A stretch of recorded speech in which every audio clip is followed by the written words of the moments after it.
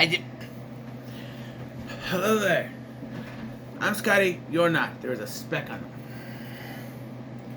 the camera. I haven't even turned off the air conditioner yet. Okay.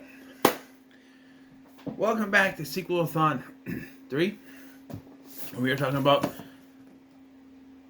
a newer sequel, one of the newer releases, Fast X. Yeah, this is another recent sequel I decided to add to the stack because I got both of them around the time I was kind of finalizing my picks, and I was like, you know what? Let's add this. So Fast X is the 10th installment and the beginning of a 2 or maybe 3-part saga. Although I am hoping that 3-part means this, the next Hobbs spinoff, and then the conclusion to this. Just let that be it. We don't need to extend this story any further because the way they set up the Hobbs spinoff in the mid-credit scene, that could be a movie in its own that connects to this. You know what I mean? Although, the way I don't know. So Fast X tells the story of Dominic Toretto and his family, who are stalked by the very vengeful Dante Reyes, son of Hernan Reyes, the villain from Fast 5, out to get revenge for what happened to his father. And so the whole family is in trouble, including some new faces introduced that have connections to our Toretto family, our Fast family. And I watched this twice now. I bought this the last time I got paid, a week ago. A week ago today I bought this. And then a week ago tomorrow, my son and I watched it. Because we were watching The Flash, you know, we were on Christ Not Even Earths, right? Friday we watched the first 3 parts. We finished it up, the 3rd part on Saturday. Went to put in the Arrow part 4, and I brought the wrong season of Arrow. So we watched this in its place, and then finished Crisis afterwards.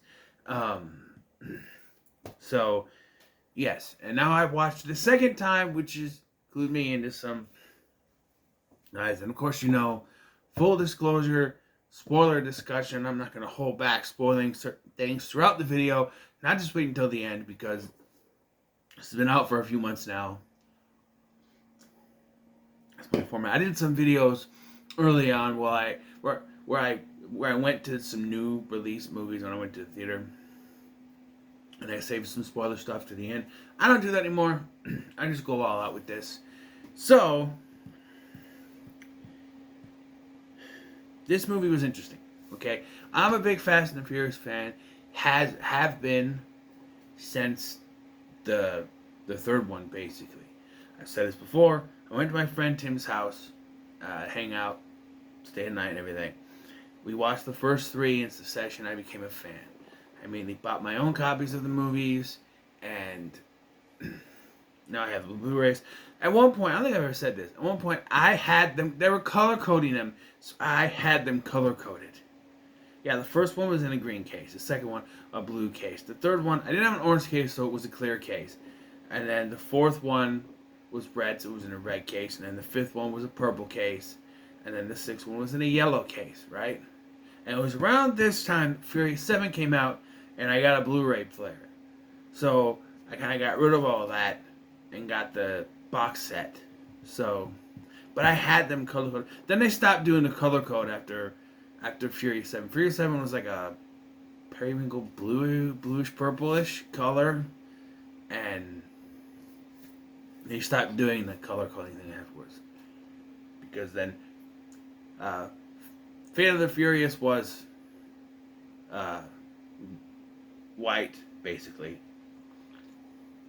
F9 and this could both be the color black, although they did have like rainbow stuff in F9. Anyway, so this movie, rewatching this, I was trying to figure out how I was going to explain this because it hops from person to person.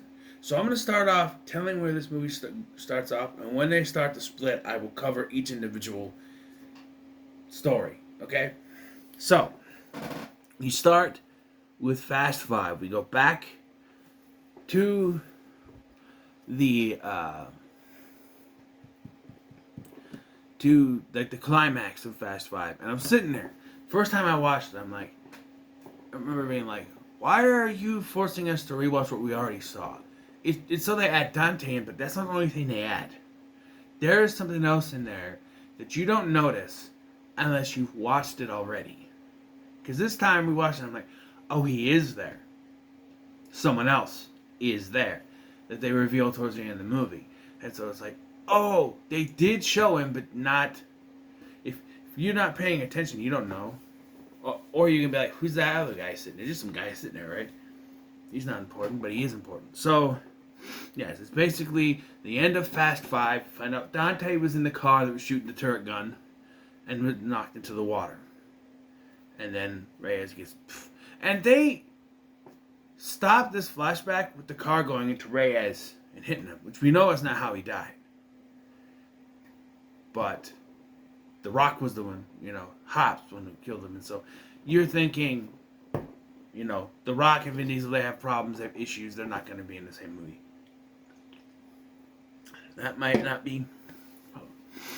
We cut to, it says, modern day, or present day.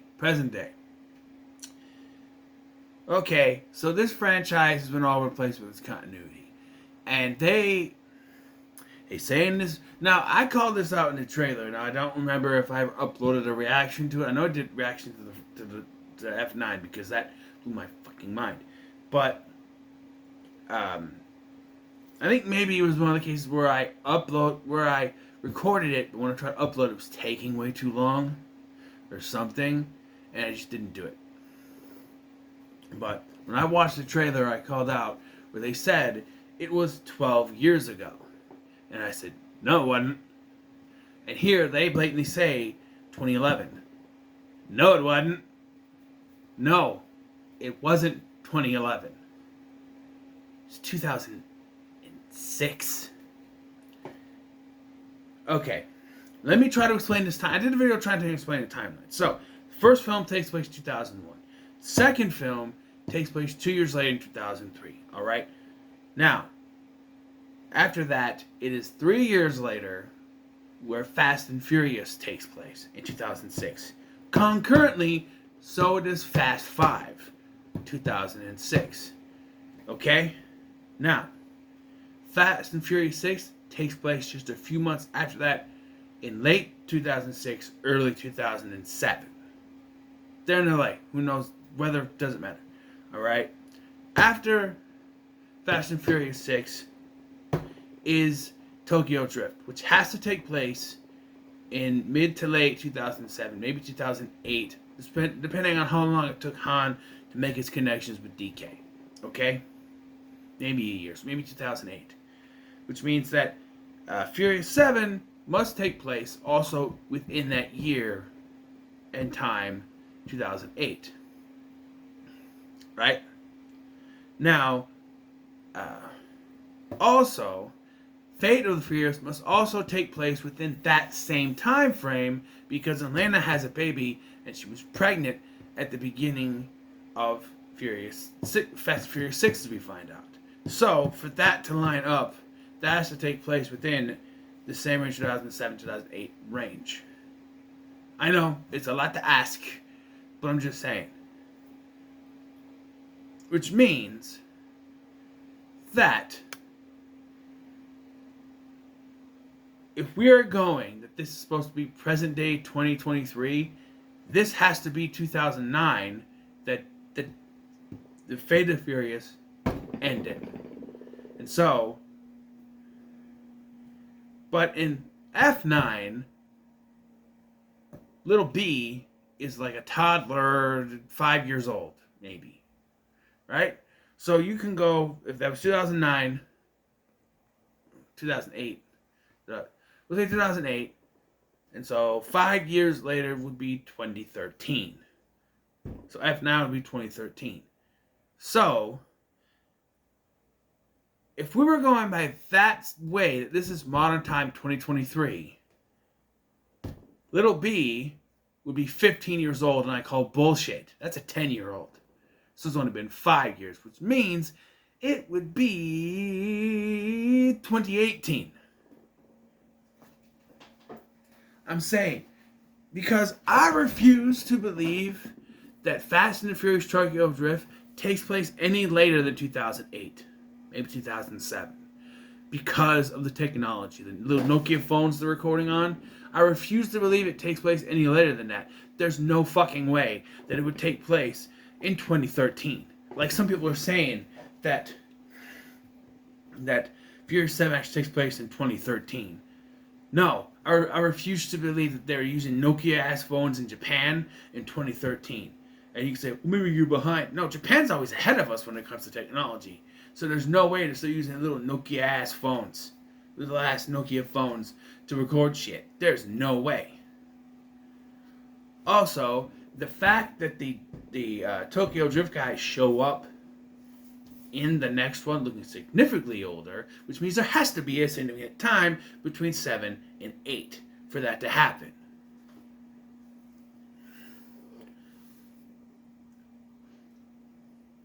I'm saying. Just saying. Anyway. So, for the day, 2018, has to be. It makes no sense otherwise. We cut to what a weird sight to see at the beginning of a Fast and Furious movie. The picnic scene, where they're sitting at the table, they have the thing, say grace, what all that. It's at the beginning of the movie. And I remember they showed this in the trailers. I'm like, man, why are they showing the end of the movie in the trailers? It's not. It's the beginning of the movie. Because the ending of the movie is not an ending. We'll get to that. So, they're having this big dinner. Everyone's there, including Mama Toretto herself, played by Rita Moreno. And this is where they firmly established they are Dominican. Despite the fact that I'm pretty sure when this franchise started, they were Italian because Toretto is an Italian name, not a Dominican name. But I digress. Sure, this white dude from New York is Dominican. Fine. And his brother is John Cena, who's also a white dude from Boston. Sure, they're Dominican. Fine. Fine. And you can say, well, the dad was also had darker skin. I'm sorry. And you can say, well, he's kind of tan. It's a tan. He's from New York. Whatever. The only thing we have that is you can say is Dominican is that what is her name? Mia. That Mia is the one that has like the different kind of skin tone, But you know why he's Dominican? Because Vin Diesel has a thing for Central America and the Dominican Republic and all that stuff. He loves that place, South America, all those Hispanic heritage places. He has that. And while we're talking, we'll get to it when we got to talk to the villain, because we're talking about the villain because there's some. I mean, they try to explain it, but so we have this dinner. There's a conversation between. We get this great scene where Dominic's looking over all the stuff that pictures of everybody from all these years, and I'm just like, and you, at certain points you see pictures of him and Brian, and you hear, bum bum bum bum, every time they did that in the trailer for F9, and they do it here. Every time I start to well up because I can't listen to that song without crying. I know it's been forever since Furious 7 came out, since 2015. But yeah. Anyway,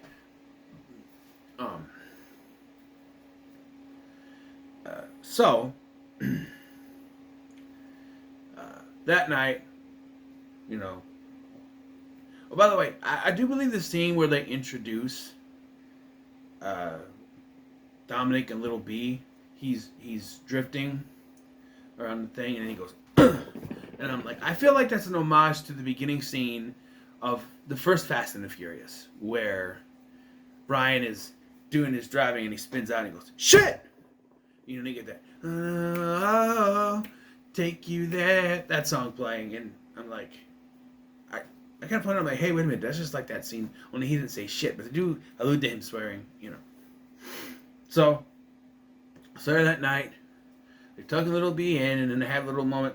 They indicate that they're trying to have a baby. Either they're trying to have a baby, or she's already pregnant. He's like, are they here yet? No, not yet. And I'm like, wait, is he asking if she's ready to give birth yet, or if she's pregnant yet? It's never really explained.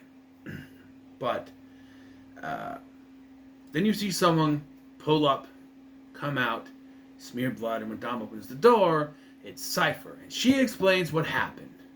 Apparently, Dante, we know him as Dante. Dante shows up, he threatens Cypher, but then turns all of her people against her by threatening their families.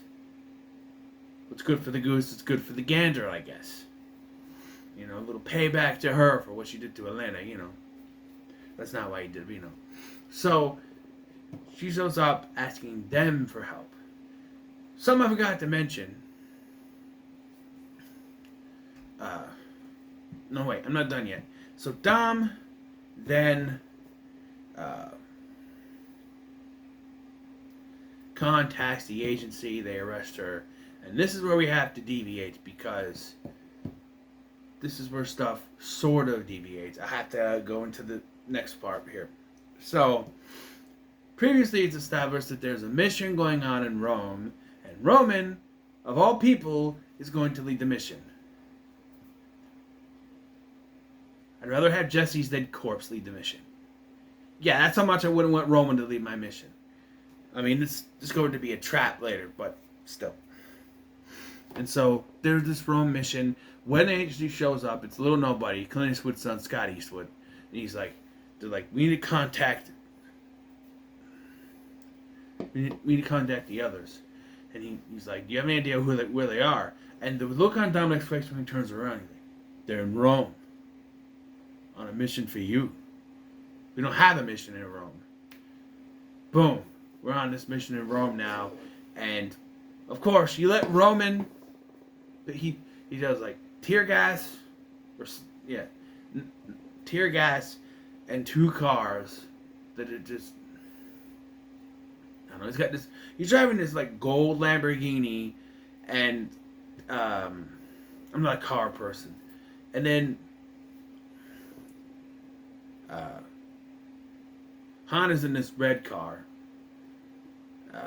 But, yeah. So they're doing this mission. Turns out Dante is behind it. Now, this is where we're talking about Dante, okay? Dante's the main villain. He's played by Jason Momoa. A Hawaiian playing Hispanic. Or Dominican. Fine. Brazilian, maybe even. Fine. He does kind of talk with Dom later that his mother was South Pacific, or Pacific Islander, so that kind of explains he's kind of mixed. So they try to explain that, I guess. But Jason Momoa is having the time of his life in this movie. He's chewing so much scenery. I can't believe he's not full going through this movie. He chews up so much scenery, and he is fantastic. Just all this stuff that he does, man. It's just, he is great in this movie. Probably the most charismatic villain we've had since Carter Verone. Yeah, I'm sorry, but when it comes to Fast and Furious villains, Braga was okay. Reyes was kind of boring. Hernan Reyes. And then you have Owen Shaw. He's fine, but he's super serious all the time, and he's a... Having everything in your pocket does not equal greatness. It's just kind of meh for me. And then you have Deckard Shaw, who is another thing where it's like he just keeps showing up. He knows where they're going to be. And again, that's kind of boring, you know? And then Cypher, she's great, but she's uses blackmail for everything. This is the first villain where it's really like he's charismatic and he is like exciting to see on the screen. And like F9 had the same villains, right? Well, Jacob, but it's John Cena. Can't see him anyway, so who cares? So, while Dom and Lady go to Rome, Little B has been left with Mia. So Mia has been sort of nerfed in this franchise because of her connection to Brian and Paul Walker's character. So there's not really much they can do. The last one, she was watching Little B and her kids. By the way, and you could say, okay, if she's watching Little B, then Brian must be watching her kids. Okay, well, they can't, honestly, if they actually retired Brian and Paul Walker was still alive and they retired Brian, I feel like Brian would also be there to watch over all the kids. And he'd be the one watching Little B and Mia would be the other kids. But they do fix that. But anyway, so they get pinched in Rome, basically, is what happens. There's this big bomb rolling down the street. People are comparing it to Indiana Jones and the Raiders of the Lost Ark, and the big ball. But I see it as, and it's also mentioned to be sort of like the safe in Fast Five, and even Dante says that later. Oh, it's just like the safe. It's like my father's safe, and that and the whole thing. And I do like it where he's like, okay, what should we blow up? He's like, he looks like one of those guys like they said it, and he's like, the Vatican? Whew. You're going to hell. And he takes it, as if Thomas got stopped from blowing up the Vatican. The Vatican is safe, but there is an explosion, It's a whole big chase scene. This is where people get separated. So the separation goes like this. Roman, Tej, Han, and Ramsey get stuck underground. Dominic's on his own, and Letty gets pinched and sent to prison. Right? Because we all saw in the trailers that she and Cypher had this whole little thing. And let's get over that. Her and Cypher had this thing. It's kind of like Hobbs and Shaw did. And we're retreading stuff from Fate of the Furious, but that's fine. And they eventually, reintroduced Tess, who is the daughter of Mr. Nobody, who was supposedly dead since the last. Like, he went missing in the last one, and he was presumed dead, but here they just said that he's AWOL. So, I'm assuming that means they're going to try to bring him back for the finale, which would be something. I'm assuming it's going to be revealed that Dante has him captive, and that Tess is going to play a bigger part. She's not as big as you think she would be in this. She shows up. Her part is, she shows up, she gets Letty moved into a lockdown cell where she meets up with Cypher and able to escape. And then Tess ends up joining up with Dom. They have a Belgian ale because they call back to that. And then she helps them later on. They get shot. And then her and this other chick, played by Danielle Melicanor. Sorry if I mispronounced her name. Right. Melchior. Daniela Melchior. She was Ratcatcher 2 in The Suicide Squad. So there's 2 Suicide members here. But, and, it's funny. Because I keep calling people by their superhero names. So, I went, it's Captain Marvel versus Captain Marvel and Groot versus Aquaman. And then you have Peacemaker. And then Alan Richardson is in this. He's another Aquaman from Smallville. And then you have the Ratcatcher is in there. And then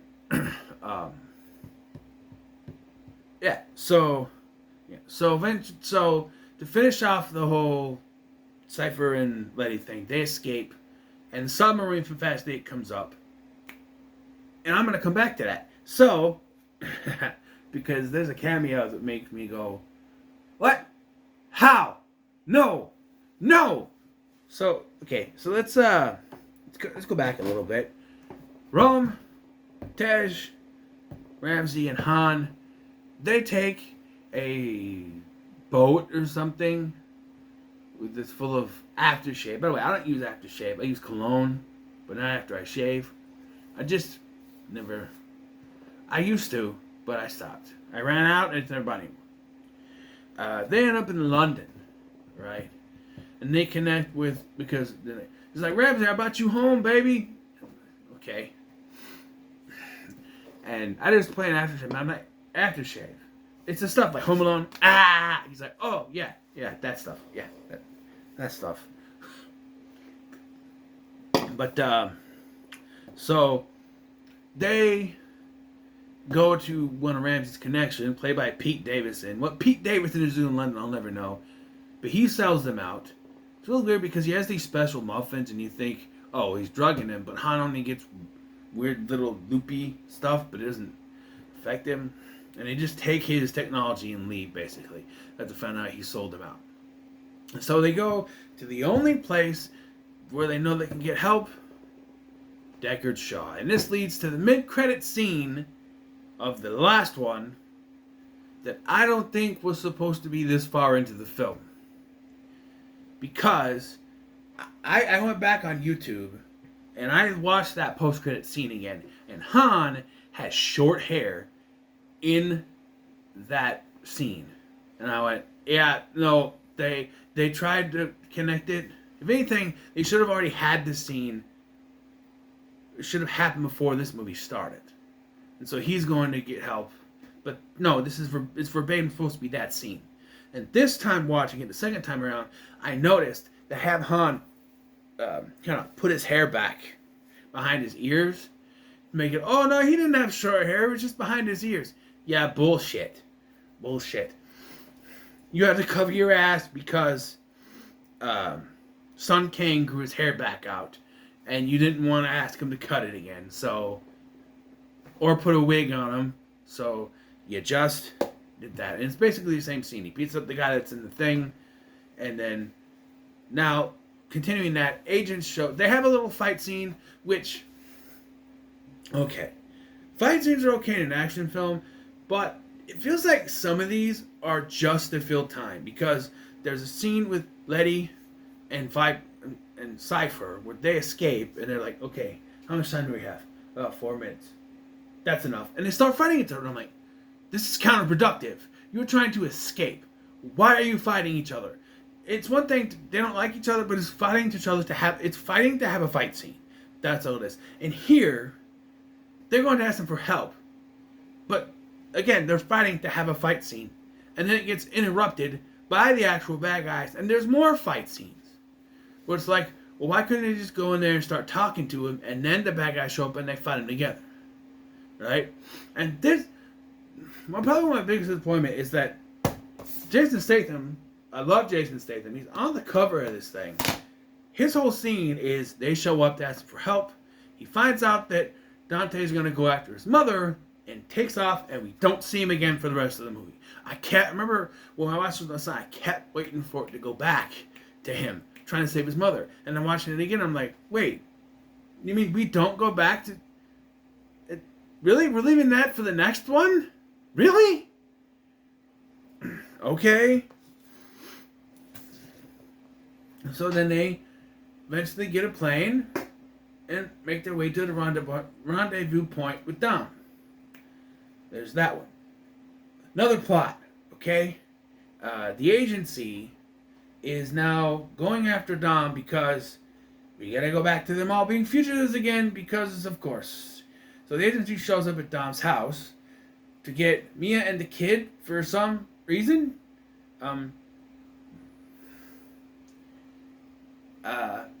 They showed all the pictures. It's just the crew. Mia and Little B weren't on there. Why are they going after them? That's why I'm sitting watching and going, oh, they're secretly working with Dante. But no, it was the agency, although there is a twist later, I guess. But, yeah, why would the agency go after them? They're not on the list. They're not, you know. But anyway, so John Cena shows up. John Cena! Burr, burr, burr, shows up and he saves Little B. And they drive away in a hatchback because it was a joke where Little B comes out and sees this tricked out, big car. Oh, he goes, no, not that one.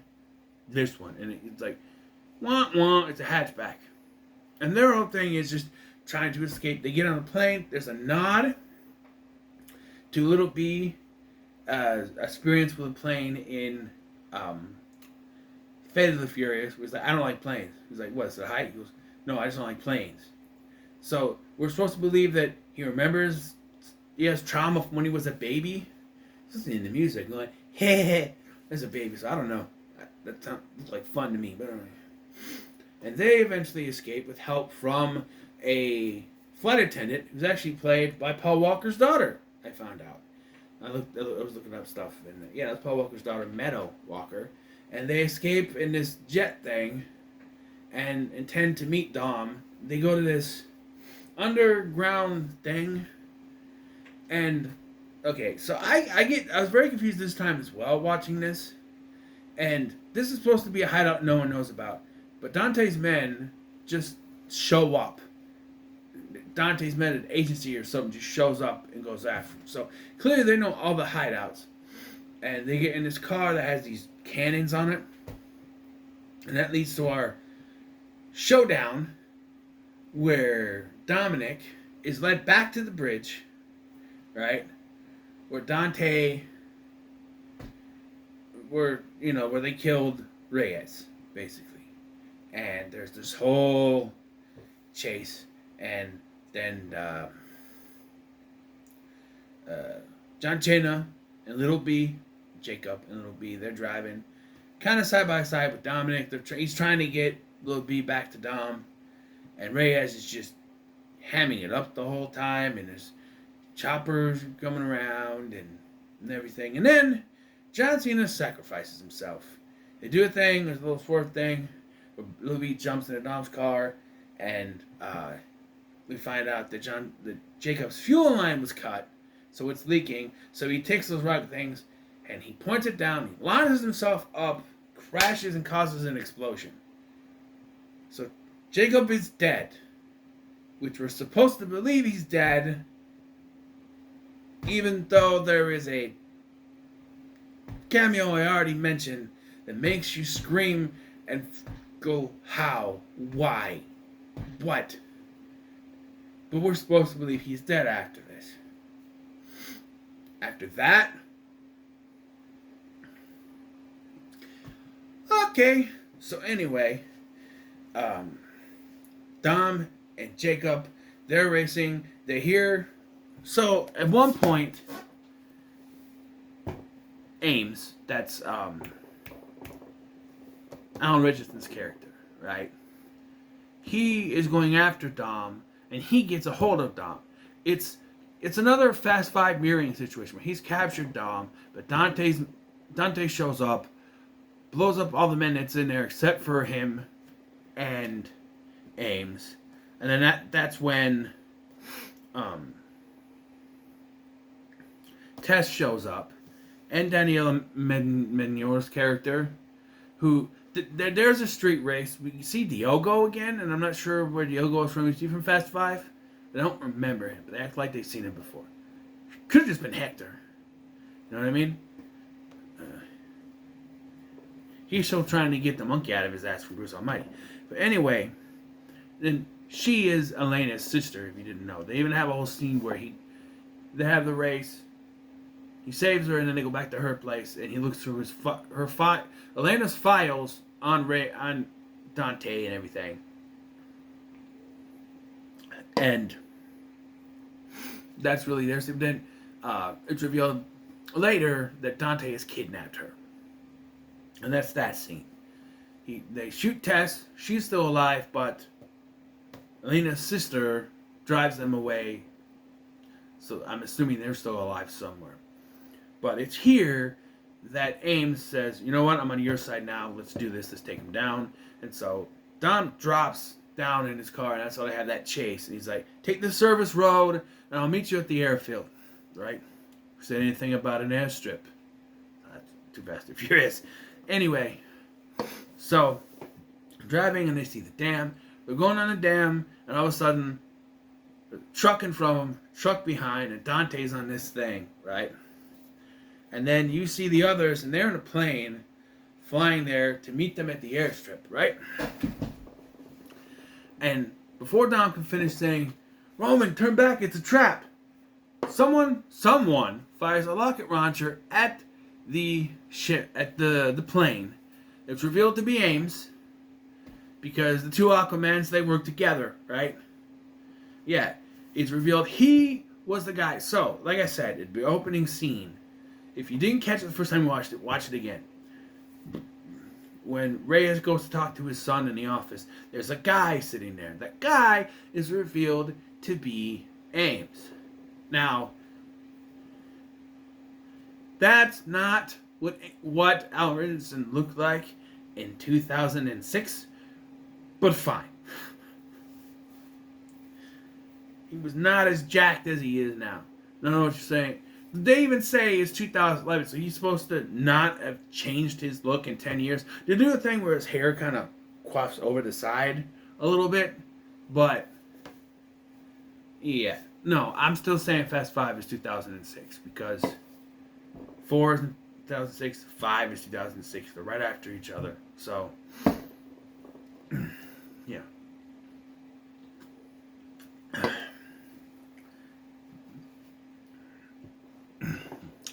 So, we get our first cliffhanger. So, Dom decides to drive off the dam and land in the water with Little B. By the way, the plane goes down. We see the plane crash behind a mountain and explode. But that doesn't mean that any of them died, because they were running towards the cars, so I'm assuming that they used the cars to jump out of the thing and landed somewhere. We've seen them do it before, in like Fury 7. They had parachutes attached, right? It was Rome's plan. This is not the plan! So they're not dead. The only one that I could really believe is dead is John Cena. But again, given the cameo we get after I talk about this scene, I don't know anymore. So, this whole movie, Dante's talking about, no, killing is the easy way out. You gotta make him suffer. Well, now he says, suffering is over. Time to die, Dom. And he blows the dam, water coming to them. Dominic's standing there, cut to black. Yep. This was meant to be in 2 parts. And now maybe 3. Like I say, just do this, the Hobbs spinoff, and then the next one, just get it over with. Don't, So, we cut to black, and we go back to Antarctica, which is where the prison was located, because we're just gonna copy Face Off and the escape plan, and they're gonna be somewhere, Face Off and escape plan, we're on like an oil rig in an island, but or something.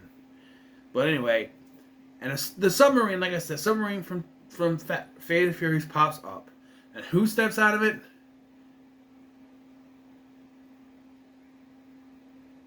Gal Gadot. I forgot her name.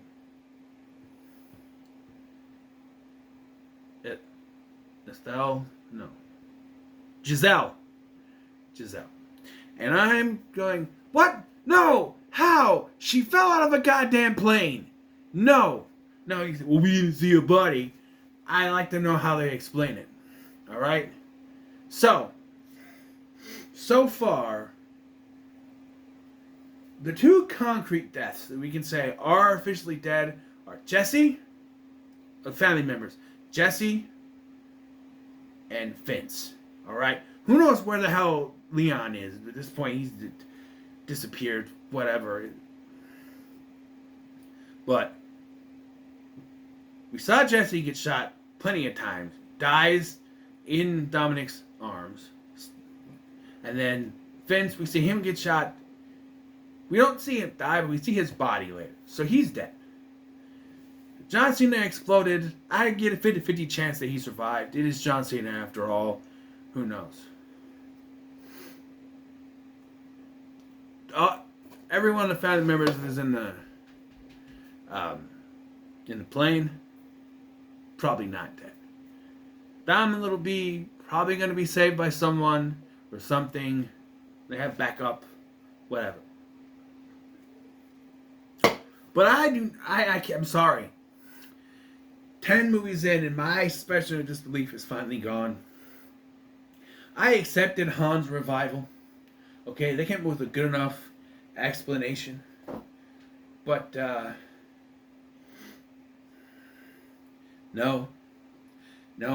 And I have a feeling they're going to retcon more with this character, because this time around I paid attention to the conversation that he and Dom had at the beginning. Alright? So he's on the Tinder app for all test purposes, where he's trying to find connections, you know. And then I'm like, oh, okay, that's gonna come back around when Giselle shows up. I know. And then they have a conversation about children. He's like, that's children for you. And I'm like, oh, are they gonna retcon that she was pregnant, so she went into hiding, and they have a kid? Like, she survived, and the agency took her to the hospital, and they found out she was pregnant, so they put her in hiding for all this time. Because first of all, I'm right, that I'm a fucking genius. I'm Kanye West. I'm a genius! But second of all, if that is what they do, I think I would find that being lame. Because, I don't know, just that conversation made me think of that. But yeah, I don't know. I heard rumors they're trying to bring Gal Gadot back, whatever, and I'm like, no, she fell out of a fucking plane. There's no way she's alive. Well, people are saying, well, Owen Shaw fell out of a plane, and he's alive. Yeah, well, I'm not trying to be sexist, but women, their anatomy anyway, are a little more, men's anatomy, that they're supposed to be a little more, I don't know how you put it. Women are tough. Women can be tough, but I don't really know how to explain it without sounding sexist. I'm not trying to, but I feel like men's anatomy is a little more tough than women's, but there are some tough women out there. You see some bodybuilding women. Big Al Gadot was not a bodybuilder. So, you see Luke Evans, he's a little ripped. You know what I mean? But, yeah, Owen Shaw regardless, Owen Shaw shouldn't have survived that, but he did. He wasn't a coma. So, but look at everyone who survived stuff, right? Lady survived an explosion and got amnesia, right? Han, well, his was a setup, so he never actually died or was in any danger, I guess. I don't know, but yeah, this was good though. I'm gonna say it's pretty good. I was on the middle of the road, but watching this back, I think it's better than the last one. It's more enjoyable, I think. The villain is definitely better, and it doesn't jump the shark or go to in space or clip the bridge. They toned down some of their stuff. There's some stuff like Dom has a helicopter attached to his freaking car, and the lie where he's like, "You took my family, but you didn't take my car." I'm like, okay, sure. But yeah, I'm excited to see where it's gonna go. But I don't know. There's something to be said about movies that end on cliffhangers like this. Like The Lord of the Rings are meant to be in 3 parts, but this, I don't know. Let's just do the Hobbs spin-off. Oh, by the way, the mid-credit scene. The mid-credit scene cuts to a theater where a SWAT team comes in, and a phone rings where the lead SWAT team member pushes the button, and despite the fact they didn't put it on speakerphone, it's on speakerphone. And it's Dante, and he's talking to him. He goes, he basically talks about revenge, and it cuts back and so Dominic may have started this, but you, and it cuts to Hobbs shooting him in the head. You fired the last shot. You better watch out, because the devil's coming for you. And then he turns around so he can mug to the camera, takes off the mask, and I'm sorry, but when he's standing there with the SWAT mask on, that's not The Rock. The dude's too skinny looking. But then when he takes it off, it is him. And he goes, well, you better come get me, you some bitch. Squashes the phone, smashes the phone, end. And apparently they're setting up another spin-off called Hobbs and Reyes, which I'm assuming the only way they can do this is if